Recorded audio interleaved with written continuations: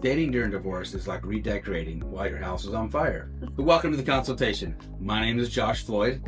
And I'm Christina Jimenez. We are both board-certified family law attorneys here at Jimenez Floyd Family Law Firm. And today we're going to discuss... dating during divorce. Yes, why correct. You shouldn't do it, and if you're gonna do it, what you should do to protect yourself. So, what's your, best advice when it comes to this topic? I think what you said at the beginning, why you shouldn't do it. Not do it. Right, yeah. Don't do it.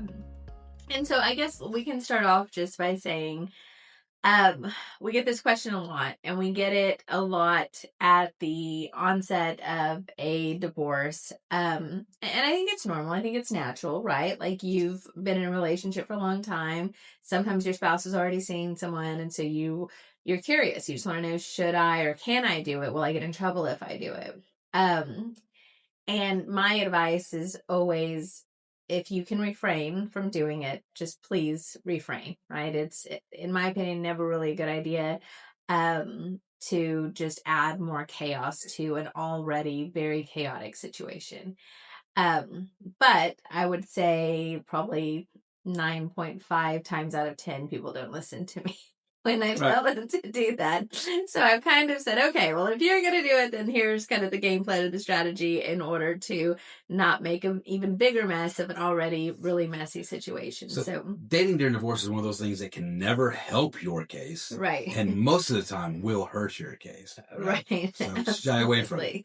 So, and I think the thing that's a little bit complicated is people want to know, well, we're already separated, right? So he's moved out. We've already filed. We're in litigation. So what's the harm in doing it, right? And just to be clear, so if you do it before divorce is filed, and depending on the status of the relationship, if you guys were getting along great and all of a sudden, you decided to start dating someone else and that's the cause of the breakup of the marriage, I think there's more significant impact that can happen. That is not what we're talking about today. Like, what we're talking about today is, okay, divorce is finalized. We're separated. We know we're doing the process now. Can I start dating, this new person?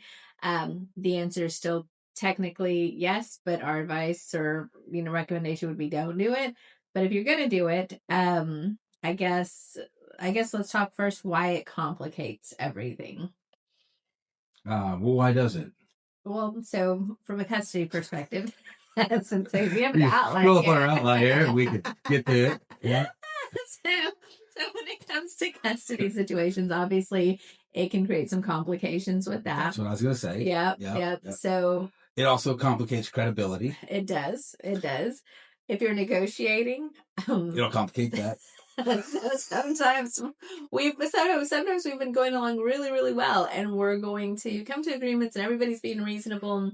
And then all of a sudden, husband finds out about the new boyfriend, and everything blows up, and everything's now off the table, and now negotiations come to a halt. So that actually happened to me in one case. It was a what's the word? Divorce? Amicable divorce. Okay.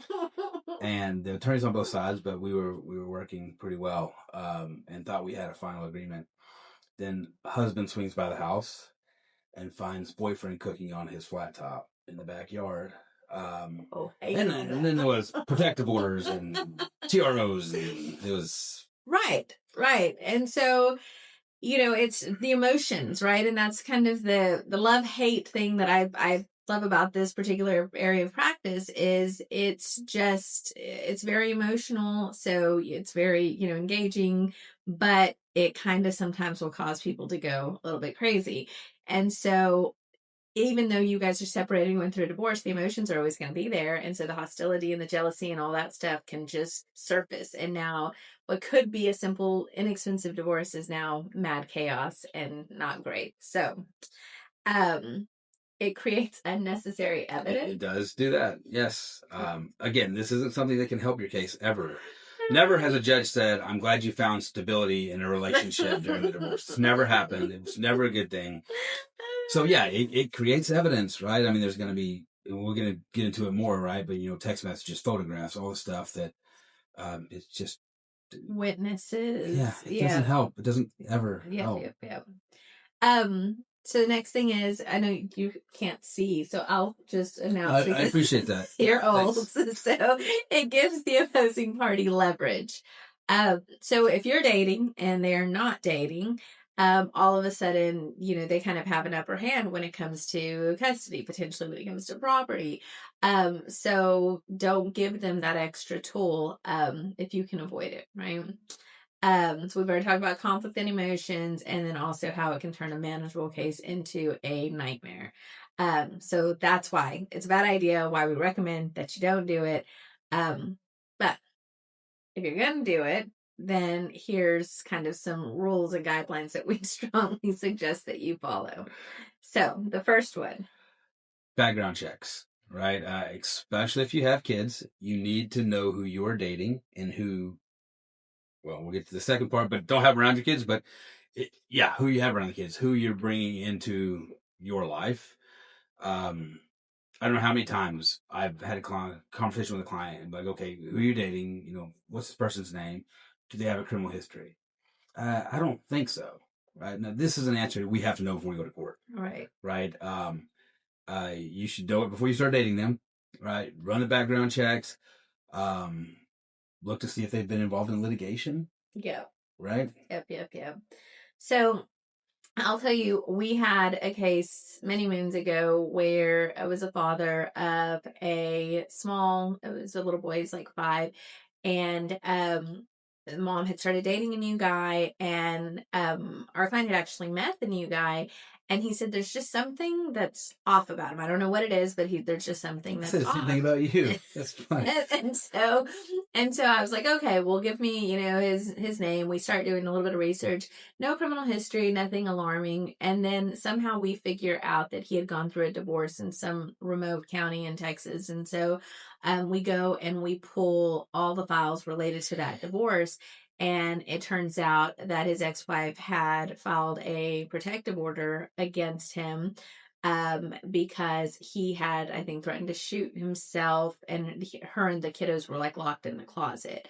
And so obviously when we received that information, that was enough for us to file a TRO and request, temporary custody or temporary restraining order. Ultimately, we won temporary custody, and ultimately we won final custody, because that was just very alarming that, and even after mom in that particular case found out about this man's history, she still continued to date him. And so I think that's whenever the judge was like, okay, we're just going to make sure this kiddo's safe and with dad. And so um, if she had just taken some time to get to know this person and ask about his history and done exercise due diligence in researching him, then, it would have been completely different. So I know it seems a little bit crazy, you're just going out on a date with somebody, or maybe you're just talking to them or whatever, but in the context of a divorce, and even after your divorce, really, if you have kiddos and you have a litigious parent that's looking for a way to take your children, that is your new normal, right? Start running criminal history, start looking at public records, and making sure they're good to go. And don't just rely on what they tell you.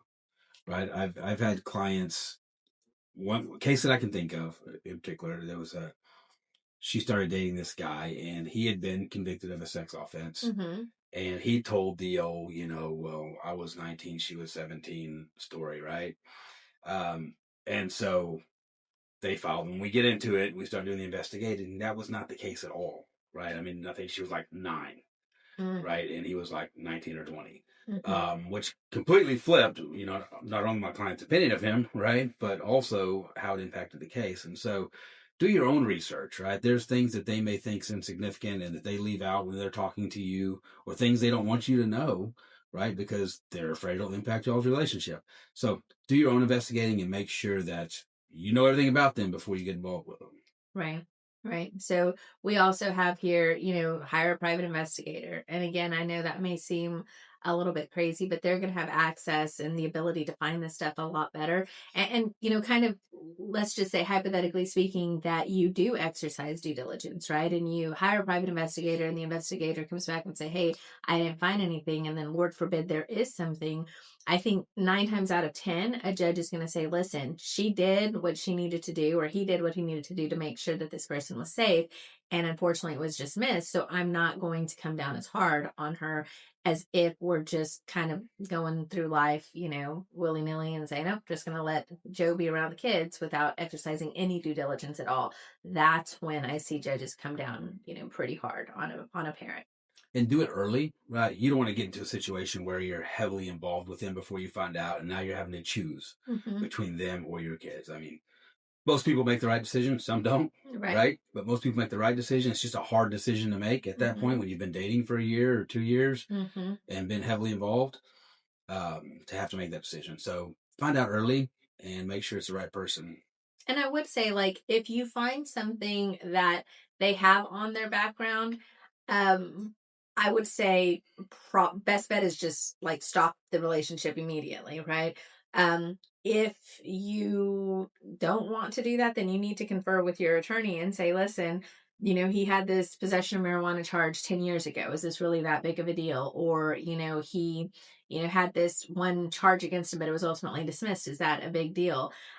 We typically will pull incident reports because I don't want to just know the nature of the offense. I want to know what happened, right?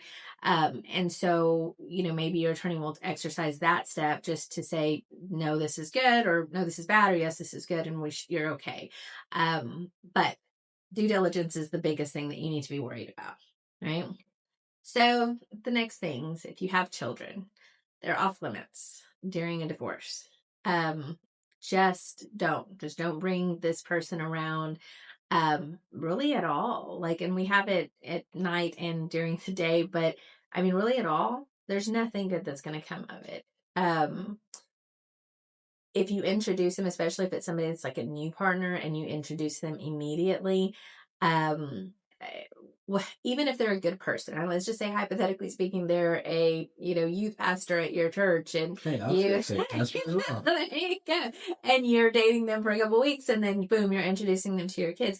It's not necessarily about the individual; it is about your judgment, right? And the fact that you're not taking your children's feelings into consideration and everything that they're having to process, and now we're adding new people into the mix, and so judge is going to question your judgment as a parent and if you're capable of making good decisions for your kiddos. So because the kids are going through the separation also, right? And it's having an emotional and psychological impact on them, and now they're dealing with is this person coming in to take the place of my mom or take the place of my dad, right?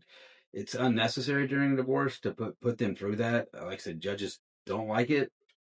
It's not worth it, and certainly don't take them to exchanges. You bring another partner to an exchange with the other parent. Again, the same jealousy feelings that you were talking about before, except this time for sure the kids are around, right? I've seen so many conflicts, sometimes fist fights, right, that break out over that kind of stuff. It's just never a good position to put either your new person or your old person or the kids or anybody, put them in that position of hostility. So we had that happen where the mom shows up to exchange the kiddos, and dad and his new girlfriend show up, and the new girlfriend starts talking crap, and then mom starts talking. So mind you, the children are there, and there's a family member there recording everything with mom, and they end up, the girlfriend attacks mom starts attacking girlfriend, and everything's being recorded, and dad's in the middle of it trying to break it up, and the kiddos are there screaming and crying, and it's just a terrible, terrible situation. And so in those types of cases, there really are no winners. I mean, obviously it was more on dad for having brought the girlfriend to the exchange. I think the judge was definitely more upset with him because that's what kind of escalated the situation. But mom also had issues because she engaged in the altercation. And so it's just best just to keep the drama, out of the exchange, deal with the kiddos, and then, don't bring your girlfriend or boyfriend around, period. And if a situation like that occurs, it's possible that the judge says, your girlfriend will never be around these kids again because of what happened, right? And so even though they may have a clear background and be a good person, because you chose to take them to that hostile environment and ignite that fire, right now you're back to having to choose between your new girlfriend and your kids because this one stupid thing. Right. Right. So we also say be careful if We say you're extremely careful. be extremely careful if your new partner, like your girlfriend or boyfriend, whomever, if they have children. And so again, if you're following the number one rule, which is no girlfriends, boyfriends, these are not issues. But if you're going to do it and they have kiddos, you have to be very, very careful because unfortunately we've had some really, really ugly circumstances where there's been, physical abuse of the child subject of the suit, sexual abuse of the child subject of the suit, bullying, just the random situations that come up between the children of the new boyfriend or girlfriend and the child subject of this suit. And the judge doesn't have any control over your boyfriend and girlfriend's kids, right? Presumptively, if there's not an active case going on with them.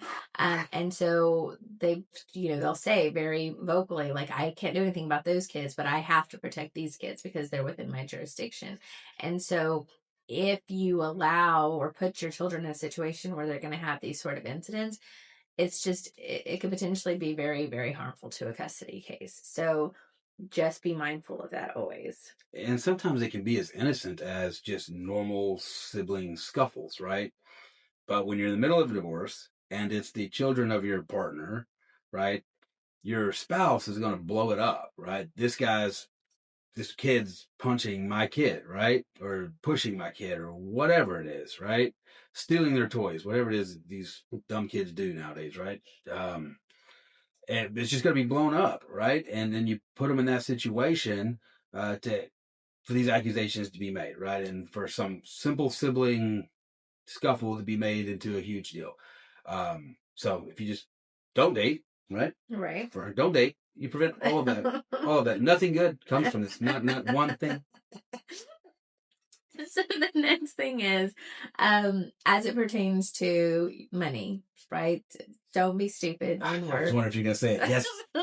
Don't be stupid. So you have to remember, and a lot of people struggle with this. If you file for divorce and the divorce is pending, the money that you're earning is still community property. The money that you have in your savings account is still community property. You have the ability to spend it on reasonable and necessary living expenses. You have the ability to spend it on attorney's fees. You do not have the ability to spend it on your new boyfriend and girlfriend. And if you do that, there will be consequences for that. And that's what we typically call a waste claim. Okay. And so let's say that you decide that you're going to take your new girlfriend to Vegas and y'all are going to have a fantastic time and y'all drop 20 grand over, a weekend. What will happen at your final divorce hearing is the judge is going to say, okay, well, there's $20,000 in real cash money sitting in the savings account. And so I'm going to give that $20,000 of real cash money to the wife. And husband, you're going to get $20,000 of this phantom money that no longer exists because you decided you were going to go to Vegas and blow it on your girlfriend.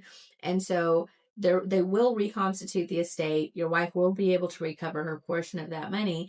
And sometimes it could even lead to a disproportionate share of the estate where they even get more than what you actually spent.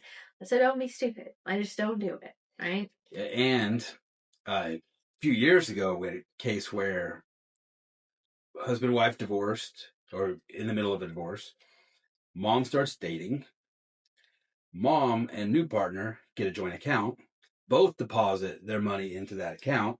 Now, spouse has a claim to new partner's money because it's in a community property. It's commingled, right? Like new partner was pissed, obviously, right? But it's presumptively community, right? Because she was mixing her money in there, and so that was a nightmare. And then you have to also remember that they can acquire bank statements for any account that you are a signature on. And so if your new partner puts you as a signature on his account, gives you the right to withdraw, or her account, whatever, the right to withdraw, your ex-spouse or soon-to-be ex-spouse can subpoena every one of those statements. And it's really invasive for your new partner. they go back years, right? On all this stuff. So don't be stupid. Don't mix money. Don't mix accounts. Leave your stuff separate until you get the divorce done.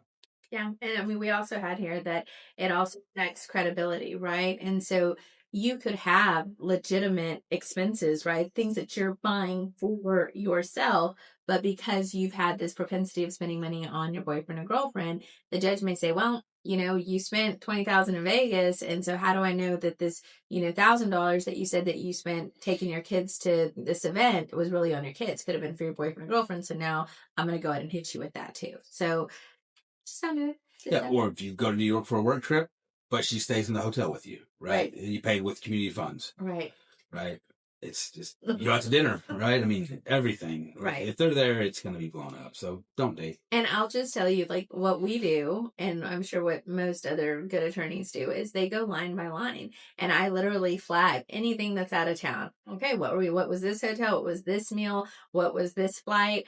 And I have a spreadsheet going, and I'm just tallying it all up because I want to be able to get that money back at the end of this thing. So, and if you're a male that's doing the dating, everybody knows you're not getting your nails done, right? You're not buying lingerie for yourself. I don't know. You're not getting lingerie for yourself, right? And so when they see that on the bank statement, it's like, it's pretty obvious. Right. So, social media. We just need to do. Yeah, that's a disaster. Just do the whole thing just only on social media. All of our really bad stories of social media posts. We just say, don't date, don't social media divorce. Period. And then you're good. You save yourself thousands of dollars on litigation expenses. So don't post about the relationship, right? Period. So we actually had a case where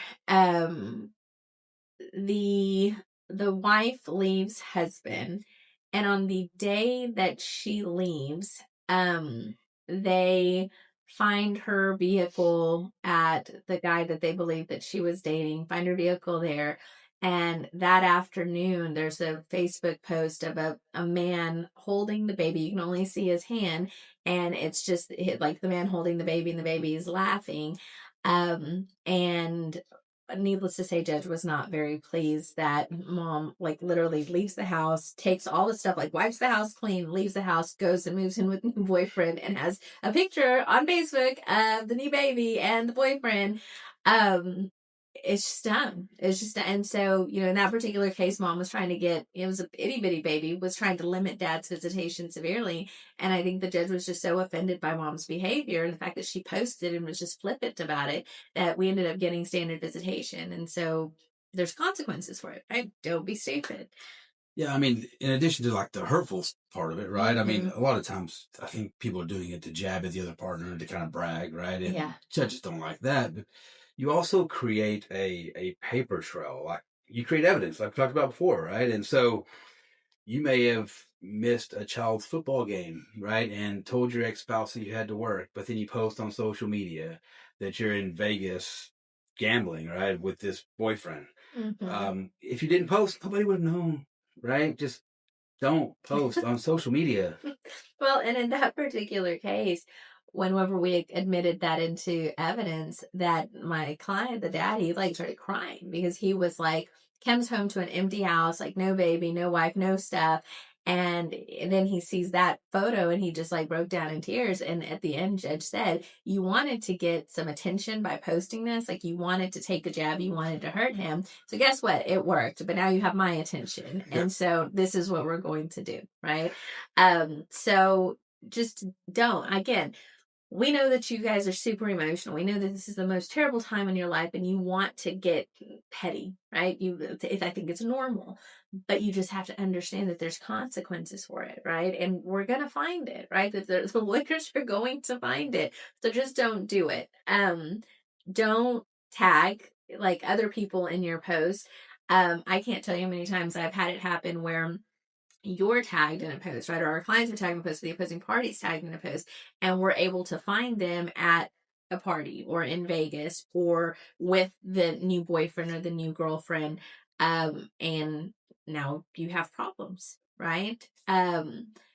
So Don't let the boyfriends or girlfriends post you, because we've seen that also. Got to be very, very mindful of that. And commenting. Yep. Right? I mean, yeah, people talk trash all the time. And the comments that you make on social media also come into court, right? If you're commenting even on somebody else's post or even commenting on social media, right? That's going to be evidence. It's going to be introduced, right? Commenting about your ex-spouse, commenting on your new partner's photographs. Ooh, you're so hot or whatever, Just a right? little like heart emoji or little Yes. heart eyes, and you're saying, "Oh no," or like the huggies and the kissies, The like, eggplant. and yeah, and you're saying like, "No, I don't know them," or "We don't have a relationship," and then you find all these little emojis. The judges are not idiots, and so just don't. Social media in the context of a divorce in any way, shape, or form is normally a bad idea, right? So Terrible. just don't do it. Um, so next is sexting and inappropriate messages. Have we ever had that in a case? Like, it's so bad, guys. It's just so bad. And I understand. I think I'm just old now, and I've been married for a very long time. And so I'm just not familiar with the new ways.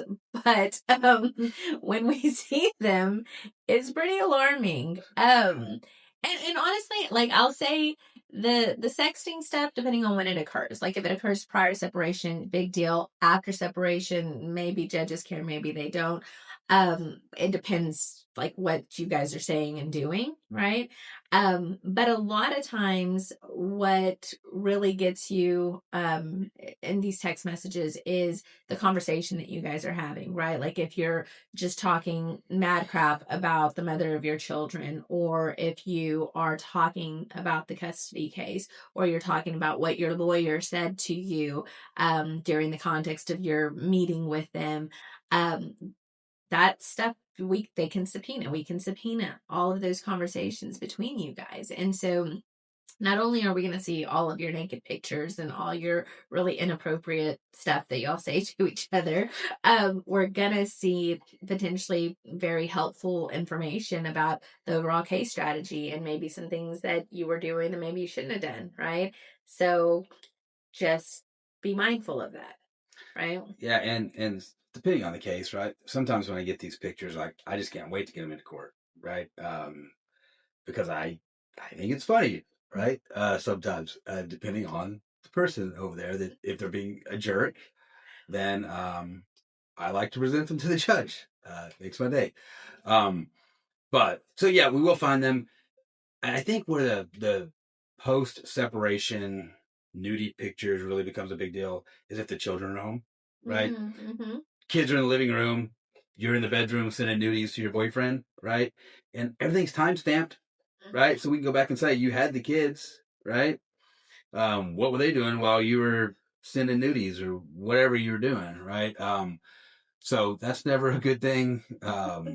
Yeah, just Do they call them nudies? I I feel don't like know. we're so I mean, old right now. they're not, So, Xavier seems like they're not it's nudies. like y'all are so old right now. We don't know what they're called, guys. We're both old and married for a very long time. Revealing photographs. I don't know. Yes, yeah, the nudies. 6'7" or something. I don't know. I don't know what they call them. God, please stop.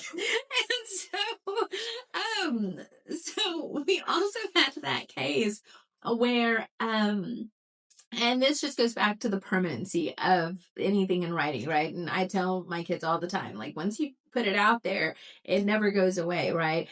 But we had this case where the spouse had an affair, like, I don't know, 6 or 7 years before the divorce proceeding actually commences. And somehow or another, the girlfriend is found, and she is subpoenaed. And lo and behold, for some strange reason, she had all of the messages, every single message. And husband was denying that the affair ever happened. She had every single, like, 300 pages worth of sexting, dates, hotel meets, like everything, everything. And so, obviously that was not a good day in court. And so, um, just be very mindful of all of that, because it can always come back to bite you. So I should have thought about this case earlier, but it also applies here. We had a case where mom's boyfriend had kids, and his baby mama took him to court, whatever, and they found out that the child had some psychological mental health issues, right? So they were able to use those because they were pretty severe, very aggressive, and so they were able to use those to get custody, right? And then so this boyfriend was supposed to be around the kids, and client testified that they're no longer together, all that stuff.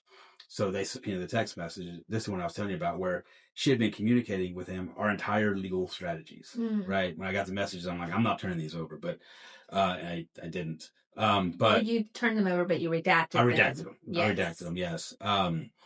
So they had I not redacted them, the other side would have known our entire legal strategy, which obviously would have been bad for us. And in that particular case, we redacted the messages. The other attorney had the ability to file a motion to compel to request that they not be redacted.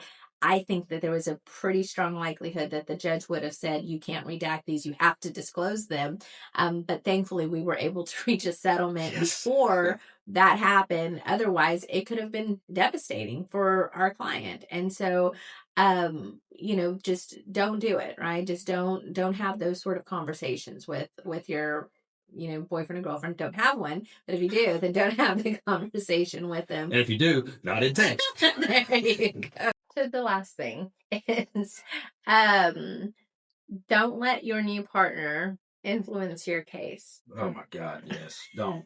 And the best is like when the new boyfriends or girlfriends want to get on the calls with us and like be an active participant. And sometimes it's like, okay, let's not do that.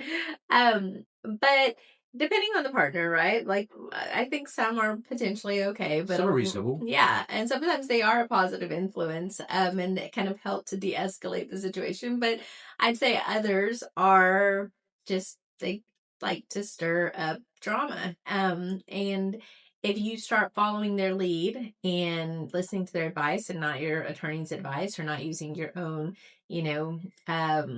what's the word, common sense, then you could potentially find yourself in big issues or having big issues. I don't know why, but a lot of the new partners come into that relationship hating the ex-spouse. Right? It doesn't make sense to me. Right. They haven't done anything to them, right? But they come in with this automatic hate, right? And so a lot of times, I'll be talking to a client. They're like, "No, you need to do this. You need to do that. You need to do this." I'm like, you're paying me, right? He's doing nothing but hurting your case, or she, whoever it is. So yeah, I mean, or if they want to attend mediation, it's just, yeah, make sure they don't influence your case. Still listen to your lawyer, right? They're the ones that really have your interest and know what they're talking about. Yeah, don't let them do that. So, here's the thing, kind of just to wrap this whole thing up. So we understand that when you're going through divorce, like, it is difficult and it is lonely, and you want that affirmation and you want that comfort and that connection. I think those are all very normal human interactions that all of us desire, right? And we used to have that from our spouse, and we don't have that anymore, and it can be really tough. So we know that, as telling you don't date, it's probably going to fall on deaf ears. And so hopefully it has. Yes. And so, but hopefully, if you listen to the rest of the segment, then you'll understand that there are at least some good rules of thumb that will help you to not blow this thing up, beyond repair. But I do think that instead of focusing your time and attention and, energy on another person, that time is better spent and energy is better spent focusing on yourself, right? And what most people need to understand is that the process of divorce is a trauma, and it is a trauma that you have to work through. And so I tell people all the time, you need to be in therapy, right? You need to be working on your spirituality. You need to work on yourself, because you can't pour from an empty cup, right? And if you want to take care of your children, if you want to take care of your divorce process, your finances, your property, everything, like, you have to take care of yourself first. And so instead of investing all of that into someone else, let's invest it in ourselves. And I think you'll be much better for it. And from a litigation perspective, we would greatly appreciate Absolutely. it. Your pocketbook is going to also thank you, because you're not going to be paying us a bunch of money to deal with nonsense, right? So I think that's the best advice that we could give. Or put that attention on your kids, right? Understand that your kids are going through it too, right? They need an escape. Their lives changed dramatically. You know, take that time that you would devote to a new partner and devote it to your kids. Take them to do something fun, play games with them at home, whatever, right? Devote it there. Or if you're just really bored, you don't have kids, there's lots of stuff you do in your case, right? There's lots of evidence that we always need, and documents that you need to get for us, and information you can provide. So focus on helping us help you. That's right. That's right. So, as we always say, like, this information that we provide, it's not to be construed as legal advice, right? It's solely for educational purposes. If you find yourself in the divorce process, you have to find your own attorney. You have to tell them your particular situation, and then you have to follow their advice, because they're going to be the ones that know your jurisdiction, your judge, the opposing counsel, all the things that you'll need to know in order to guide you through this process. Okay. If you are in I'm going to screw this up, but if you're in the Midland, Odessa, Tarrant County, Dallas County, Denton County, Flower Mound, Louisville areas, we have offices in all of those locations, and we are here to help you in your family law needs. And so, if so, just reach out to us. Also, make sure that you like us on all social media platforms. We have TikTok, YouTube, Instagram, Facebook. And we hope you guys have enjoyed this segment.